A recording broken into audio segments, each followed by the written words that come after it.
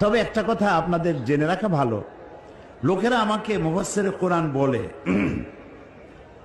আমি তো জানি আমি কি, আমি মুফাসসিরে কোরআনের যোগ্য নই, আমি কোরআনের তালিবে ইলম, কোরআনের ছাত্র।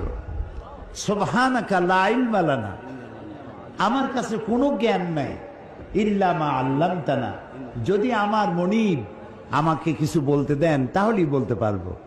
আলাইহি তাওয়াক্কালতু ওয়া ইলাইহি উনীব, আমি আমার রবের দিকে ফিরে যাচ্ছি, তিনি যদি দয়া করে আমাকে কিছু বলার তৌফিক দেন, এমন কিছু কথা যা আমার জন্য হেদায়েত হবে, গোটা মিল্লাতের জন্য হেদায়েত হবে, সেই জাতীয় কথা আল্লাহ যেন আমাদের দিয়ে বলান, এবং ভদ্রতার সাথে আদবের সাথে সে কথাগুলো যেন আমরা আত্মস্থ করতে পারি, এ তৌফিক যেন তিনি আমাদেরকে দান করেন।